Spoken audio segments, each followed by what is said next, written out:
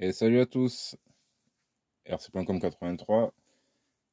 Alors bienvenue pour cette vidéo qui va être une réponse, on va dire à un abo. Ça fait bizarre de dire un abonné, sachant que la personne est bien supérieure à tout ce que je peux faire et a vraiment du talent. Ça reste un abonné de la chaîne. Il a une question assez pertinente, je trouve, mais on va dire une question de débutant. Pour certains, vous posez ce genre de questions, limite on va vous ouvrir au nez. Donc aujourd'hui, on va parler du différentiel central. Et pourquoi je dis certains rient, parce que certains pourraient se moquer, parce que quand on fait du T1-8, c'est une évidence. Voilà. Mais quand on démarre, ou quand on fait du crawler, ou d'autres catégories, même de la piste N10 ou quoi que ce soit, on n'a pas l'habitude du différentiel central. Alors surtout quand on vient du crawler, on va repartir sur une petite explication, on va pas aller dans les détails, on va pas aller trop dans la mécanique, tout ça, mais on va prendre un effet visuel et bon, on verra à la fin où je vais en venir quand j'aurai fait déjà ce petit rappel.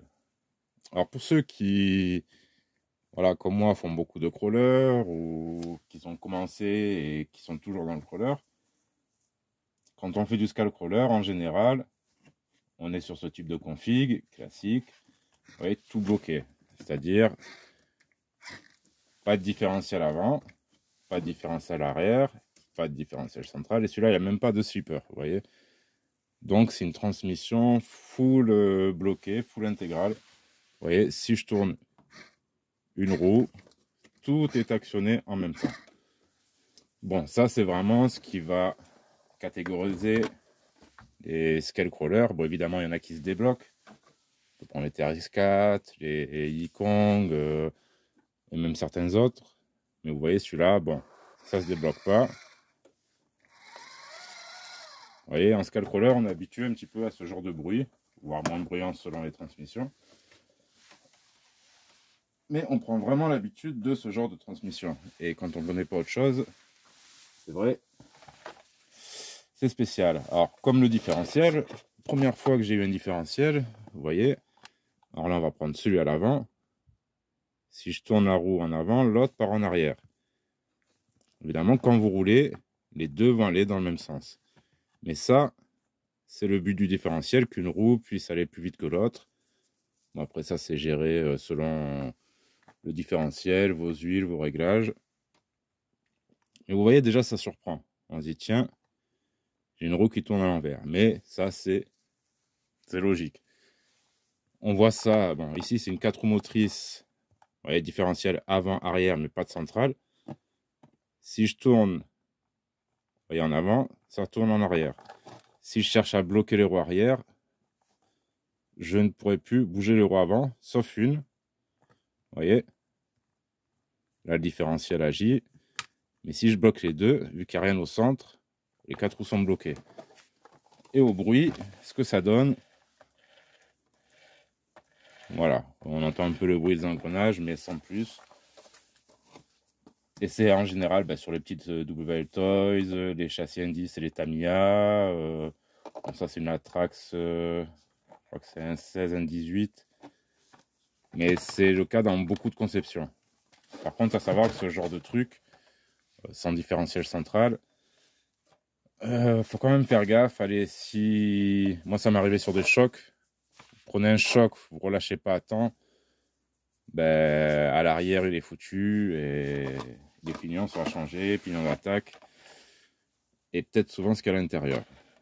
Donc le différentiel central va avoir pour but, pareil, de réguler un petit peu la diffusion de puissance avant et arrière et de vous, comment on peut dire ça, de vous protéger un peu la transmission. Alors maintenant, on va arriver au vif du sujet, puisque moi, ça m'est arrivé sur ma première TT1-8, sur mon buggy, donc l'Hyper VS.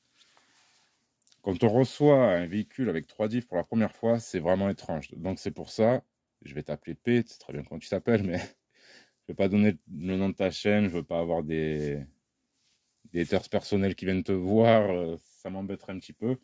Donc je vais t'appeler P, comme Pascal. Donc P, je te comprends tout à fait. Le bruit du différentiel central est assez étrange au début. Vous voyez.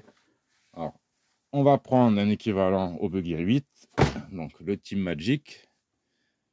Au passage, je ne sais pas si je vais le garder. Il est bien, mais peut-être un peu trop, je sais pas. C'est un peu trop truggy. Moi, Monster, ça me plaît moins. À voir. Bon, bref. Alors, voilà, première chose, moi qui m'avait surpris sur le VS, vous prenez votre engin, vous le faites rouler. Et... Voilà, quand on entend ça au début, on se dit, oh là là, mais le truc, il y a un souci, quoi. On a presque envie de le démonter. Encore une fois, ça peut être risible pour les habitués, mais en tant que débutant, vous avez ça. Mais qu'est-ce qui se passe? Savoir, voilà, moi j'ai commencé la RC il y a 4 ans. Sinon, c'était dans ma jeunesse. Dans la jeunesse, il n'y avait même pas un seul différentiel sur les voitures. Alors, on entendait, voilà, le bruit des engrenages. Mais un bruit comme ça, on se dit de suite, qu'est-ce que c'est? On est prêt à rappeler la boutique et tout. Alors, si on voit... Oui, là, on voit bien, c'est bien la caméra. Vous voyez, quand on prend un différentiel juste à l'avant, bon, classique, comme un différentiel central. Vous voyez, je tourne en arrière, lui va en avant. Mais c'est bon, assez logique. On prend l'arrière, pareil. Mais dès qu'on commence à solliciter, vous voyez, alors tu vois, on a le bruit en avant, mais on a aussi en arrière. Voilà, tu me disais, il était un peu moins prononcé en arrière, mais c'est la même chose. Alors, je vais t'ouvrir ça pour te montrer. En fait, c'est le différentiel qui s'actionne et le bruit entre le pignon moteur et la couronne. On va le mettre dans l'autre sens. Voilà. Pas très léger celui-là. Est-ce que je vais... Voilà, allez, je vais débrancher ça. Pas plus simple. Alors, je vais essayer de te montrer ça. Voilà, d'où provient le bruit en fait.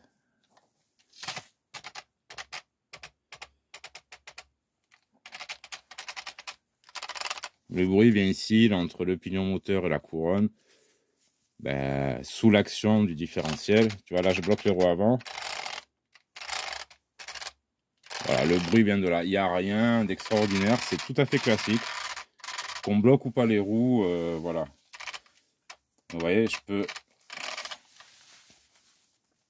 même faire aller, comment dire, les roues en avant, les roues en arrière. Enfin bref, un différentiel central. Comme je vous dis, je ne rentre pas dans une explication précise à vous expliquer exactement son fonctionnement. Juste un truc tout bête, la base, quand vous en avez un, ne vous inquiétez pas.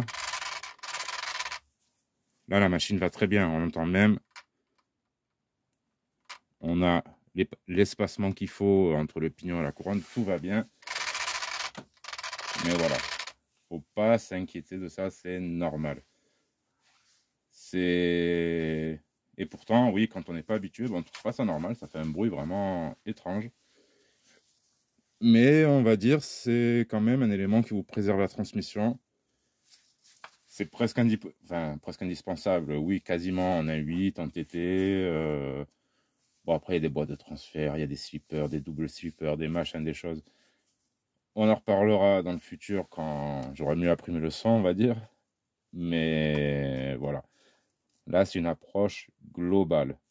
Différentiel central. En gros, ça protège un peu la transmission. Ça répartit les puissances. Et ça fait un bruit chelou quand on l'actionne. Voilà. C'est tout. C'est pour ça que même sur des petits modèles, moi, je cherche quand même à avoir des différentiels centrales, mais c'est pas toujours le cas. C'est pas souvent le cas, on n'en trouve pas souvent.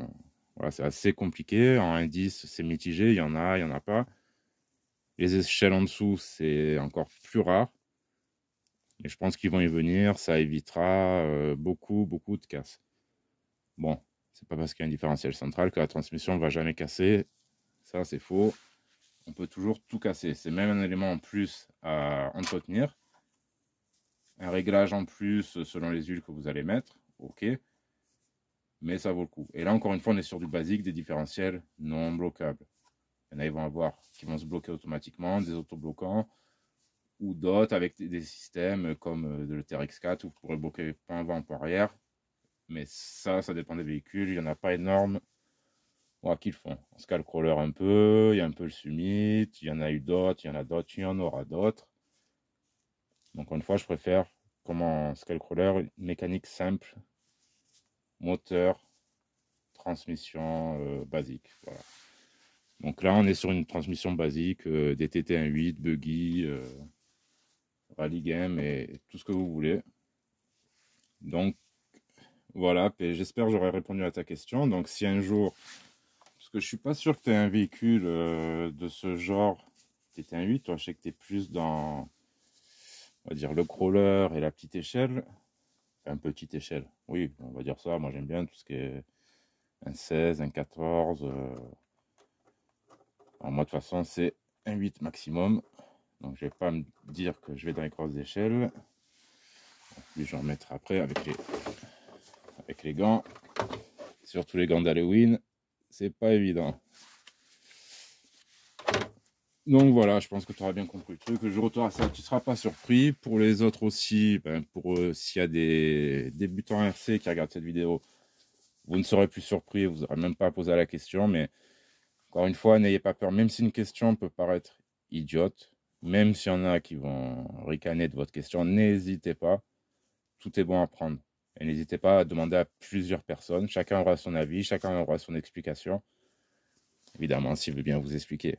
Voilà, parce qu'on voit certaines personnes, à part vous narguer avec leur machine, leurs pièces, leur ci, leur ça, c'est que du blabla. Ben, ça, vous savez très bien ici, vous aurez en partie votre réponse, mais vous aurez de la sincérité. Si je ne peux pas vous répondre, je ne vais pas vous inventer, je sais pas quoi. C'est pas parce que j'ai une RC, que je fais 3 vidéos, que je suis un crack en RC, loin de là. Je continue à partager mon parcours, tout simplement. Et voilà, comme je peux. Après, pareil, je suis pas prof, donc les explications, c'est voilà, c'est entre ma voix et le langage des signes. Si vous comprenez, tout va bien. Bon, sur ce, voilà, j'espère que cette vidéo t'aura intéressé, que t'auras pu, enfin, que tu m'auras bien compris. Oui, au passage, donc je vous dis peut-être à vendre au prix où j'ai acheté. Bon, c'est dans les 400 balles. Si ça intéresse quelqu'un, tant qu'il est neuf, parce que là, il a roulé moins de 10 minutes. Vous voyez, deux petites rayures de... Mais bon, un châssis comme ça, vous voyez bien qu'il a même pas fait un pack. Hein. C'est... Et encore, je le vends. Peut-être je le vendrai pas, à voir. S'il y a quelqu'un qui est intéressé ici, prévenez-moi. Sinon, je verrai ce que j'en fais. Et voilà, et à venir, très bientôt, ce ne sera pas la prochaine vidéo, mais courant du mois de novembre, donc ce mois-ci, mon guide d'achat crawler et une nouvelle petite bombe en crawler qui va arriver. Un nouveau TRX 4, meilleur qu'un TRX 4, à voir. En tout cas, je vous dis, ne loupez pas ça. Enfin, surtout le petit guide d'achat. Voilà, je vous remercie beaucoup. Une bonne journée, une bonne semaine, de très bonnes choses pour vous. Et à très bientôt. Tchuss.